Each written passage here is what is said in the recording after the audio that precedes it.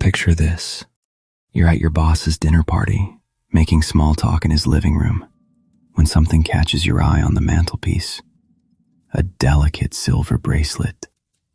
Your heart skips, not from recognition, but from the sinking realization that you bought that exact bracelet for your wife's birthday 3 months ago.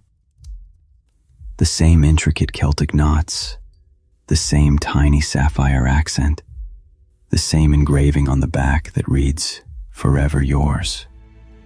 But here's the thing. When you casually asked your wife about visiting your boss's house last week, she looked you straight in the eye and said she'd never set foot in the place. I never meant for it to happen this way.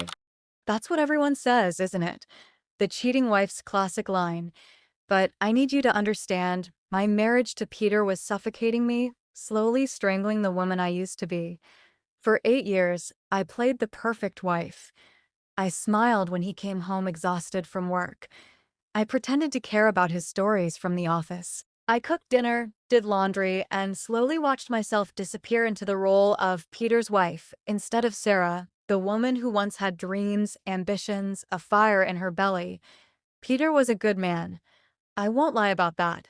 He worked hard, provided for us, never raised his voice or his hand, but he also never really saw me. When I talked about going back to school, he'd nod absently while scrolling through his phone. When I mentioned feeling lost in my career, he'd offer practical solutions that completely missed the point. I wasn't looking for solutions, I was looking for someone to understand the ache in my chest. That someone turned out to be Richard. It started innocently enough. Peter was in Chicago for some conference, working another one of his endless 18-hour days. I was alone in our perfect house, feeling like a ghost haunting my own life, when Richard called. There was an issue with some paperwork, and he needed help sorting through it. "I hate to ask," he said, his voice warm through the phone, "but would you mind coming by the office? It's probably a 2-person job, and everyone else has gone home." I should have said no. Should have told him to handle it himself or wait until Peter returned. Instead, I found myself saying yes, desperate for any excuse to leave the suffocating silence of our empty house.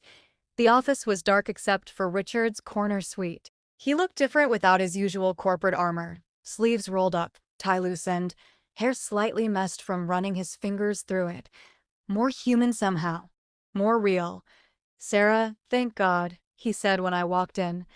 "I've been staring at these contracts for 3 hours, and they might as well be written in Sanskrit." We worked side by side for hours, and somewhere between reviewing clauses and organizing documents, we started talking. Really talking. About dreams I'd buried, fears I'd never voiced, the person I used to be before I became half of a couple. Richard said around midnight, looking up from a stack of papers, "Peter's lucky to have someone who sees the world the way you do." Does he, though? The words escaped before I could stop them. Sometimes I feel like he married the idea of a wife, not me specifically. Richard's eyes met mine, and something shifted in the air between us. "His loss," he said quietly. "Any man who doesn't see how extraordinary you are is a fool." No one had called me extraordinary in years. The kiss happened 3 weeks later, after another late night at the office. I told myself it was a mistake, a moment of weakness, a one-time lapse in judgment. But then he called the next evening, and I found myself making excuses to Peter about book club and girls' nights and grocery store runs that somehow always led me back to Richard's arms. He made me feel alive again. When I walked into a room, his eyes found mine like I was the most important person in the world. When I spoke, he listened, really listened, instead of waiting for his turn to talk. With Richard, I wasn't just Peter's wife or someone's daughter or a woman who'd settled into a safe, predictable life. I was Sarah, and Sarah was someone worth wanting. The Thursday nights became our sanctuary. Richard would book the same suite at the Marriott downtown, and for a few precious hours, I could pretend to be the woman I might have been if I'd been braver, if I'd chosen passion over security, if I'd followed my heart instead of my head. I told myself I was protecting Peter by lying to him. What he didn't know couldn't hurt him, right? Better to let him believe in our perfect marriage than to shatter his world with the truth. But deep down, I knew I was protecting myself. because admitting the affair meant admitting that our entire relationship was built on a foundation I had been quietly eroding for months. The bracelet was my mistake. Peter had given it to me 3 months ago for my birthday, inscribed with "Forever Yours," like some romantic promise from a fairy tale. But fairy tales weren't real, and forever felt like a prison sentence. I wore it to meet Richard that Thursday night, partly out of guilt and partly out of some twisted desire to bring my two worlds together, if only symbolically. Richard noticed it immediately, running his fingers over the Celtic knots while we lay tangled in hotel sheets. "Beautiful," he murmured against my wrist. "It suits you." "Peter gave it to me," I said, waiting for the jealousy, the possessiveness that would prove he cared as much as I did. Instead, Richard just smiled. "He has good taste." "Mind if I borrow it?" I should have asked why. Should have wondered what he planned to do with my husband's gift. But Richard had a way of making everything seem reasonable, natural, like we were just two people who'd found each other against impossible odds. I left the bracelet on his nightstand and forgot about it until Peter came home from Richard's party that night. There was something different about him, a tension in his shoulders, a sharpness in his eyes that made my stomach clench with sudden fear. "How was Richard's party?" I asked, trying to keep my voice casual. "Fine," he said, but the word came out like glass. "Boring corporate stuff." I should have known then that my carefully constructed double life was about to crumble. Should have recognized the look of a man who discovered something that changed everything. But I was too busy trying to maintain the fiction, too focused on keeping my two worlds from colliding. The next morning, Peter asked me about visiting Richard's house, and I looked him straight in the eye and lied. Because that's what I'd been doing for 8 months, lying so smoothly, so naturally, that sometimes I almost believed my own deceptions. "I've never been to Richard's house," I said, and watched something die in my husband's eyes. I thought I was protecting us both. I thought I could keep living in both worlds indefinitely. I was wrong about a lot of things, but mostly I was wrong about Peter. I'd married a good man and spent 8 months convincing myself he was boring, predictable, safe. I never realized that quiet men could be the most dangerous of all. The moment I saw Sarah's bracelet on Richard's mantelpiece, something fundamental shifted inside me. Not just heartbreak or betrayal, those would come later. What I felt in that instant was clarity. Cold, crystalline understanding that the woman I'd been married to for 8 years was a stranger. But I wasn't the same man who'd walked into that party an hour earlier either. Sarah had been playing chess while I'd been playing checkers, but now I could see the entire board. Beautiful piece, isn't it? Richard's voice materialized behind me, smooth as silk, a gift from someone very special. I turned to face him, the bracelet burning in my palm like evidence of my own stupidity. But when I met his eyes, I didn't see guilt or shame. I saw satisfaction, pride, the expression of a man who'd won something he'd been competing for. "Where did you get this?" I asked, my voice steady despite the rage building in my chest. His smile was predatory. "Does it matter? Some things are better left as mysteries, don't you think, Peter?" The casual use of my name, the smug confidence, this wasn't a man trying to hide an affair. This was a man flaunting his victory. He wanted me to know, wanted me to suffer, wanted me to feel exactly as small and powerless as I did in that moment. But something in his arrogance gave me strength. If Richard thought he was dealing with the same naive husband who'd been blind to his wife's deception for 8 months, he was about to learn how wrong he was. "Mind if I use your restroom?" I asked, slipping the bracelet into my pocket. "Second door down the hall," he replied, that infuriating smile never wavering. I didn't go to the bathroom. Instead, I found myself in Richard's home office, driven by a need to understand the scope of their betrayal. What I discovered was worse than I'd imagined. His desk was a shrine to my wife. Not hidden photos tucked away in shame, but displayed prominently like trophies. Sarah laughing at restaurants I'd never been to. Sarah in hotels I'd never booked. Sarah living a life I knew nothing about, with a man who was documenting their affair like some kind of conquest. My hands trembled as I opened his desk drawer, but not from grief, from fury so pure it felt like electricity in my veins. Inside was a leather appointment book, and I flipped it open with the methodical precision of a man conducting an autopsy. Thursday, 7 p.m. S usual suite, Marriott downtown. Thursday, 7 p.m.'s room 1247, celebrating her book club story. Thursday, 7 p.m. She wore the bracelet tonight. 8 months of detailed entries. Not just dates and times, but commentary. Observations. Richard wasn't just sleeping with my wife, he was studying her, cataloging her lies, treating our marriage like a joke he was in on while I remained the fool. Find what you're looking for. I turned to face him, and for the first time in 8 months, I felt completely in control.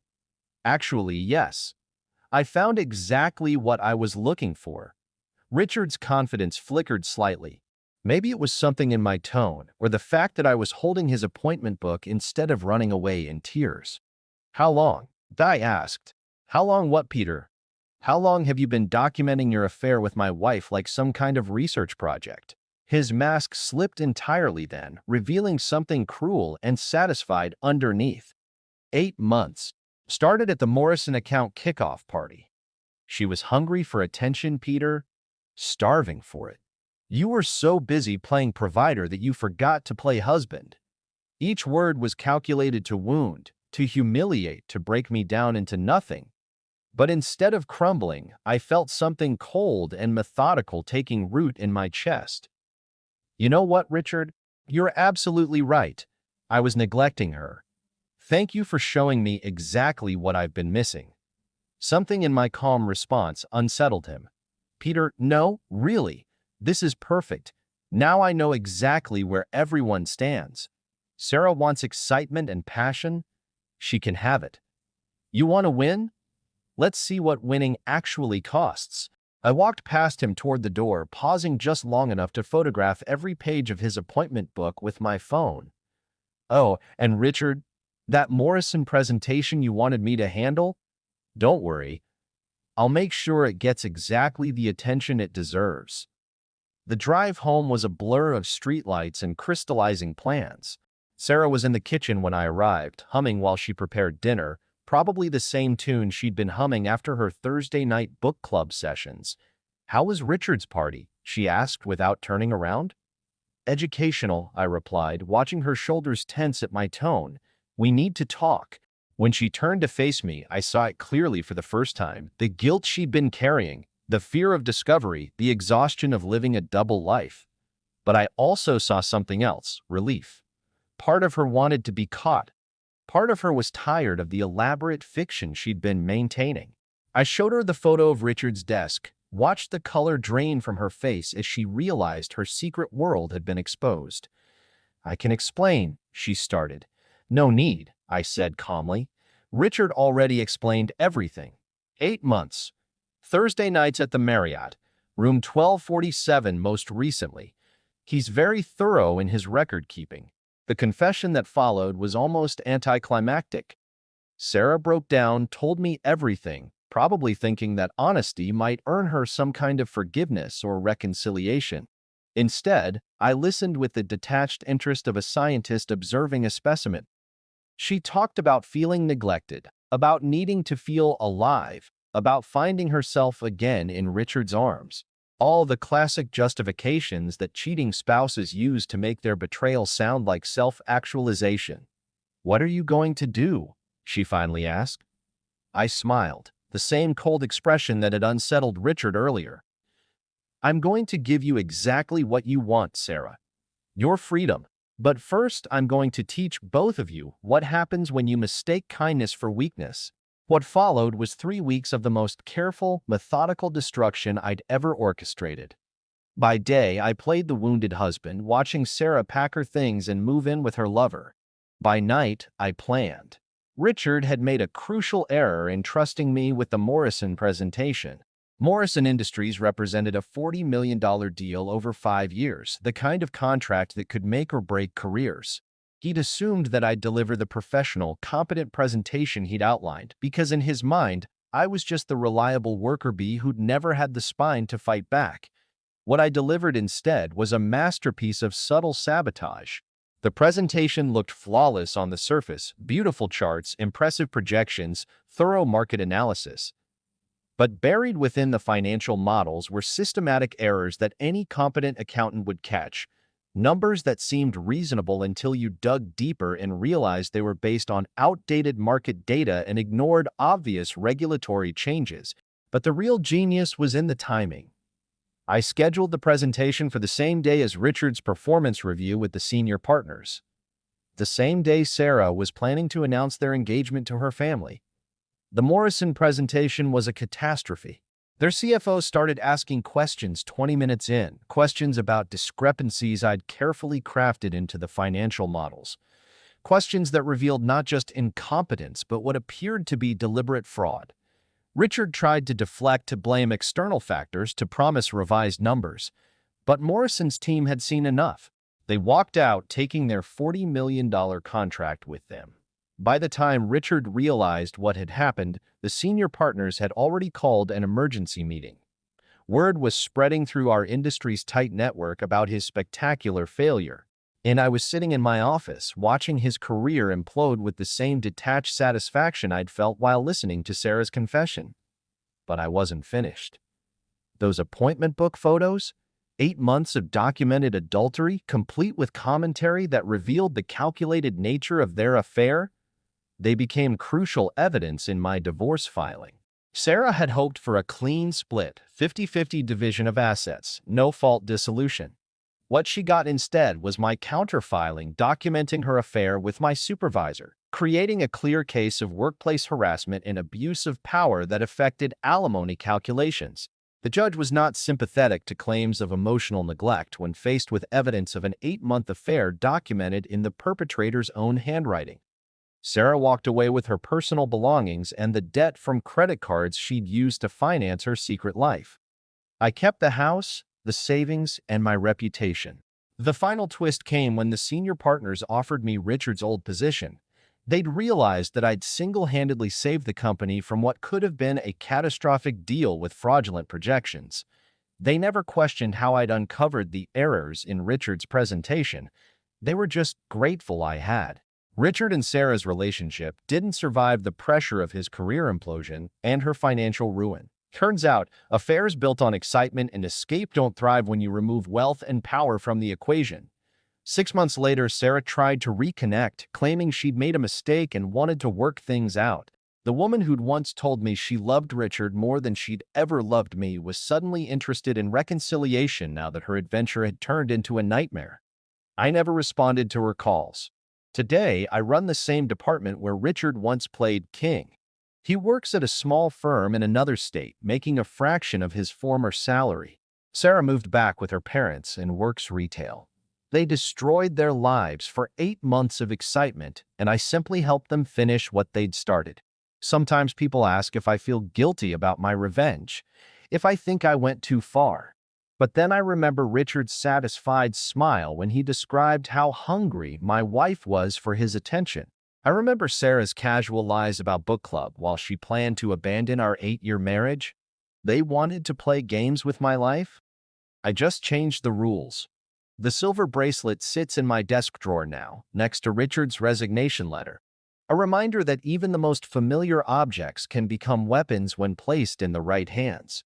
And that sometimes the best way to say forever yours is to make sure they remember you forever, just not the way they expected.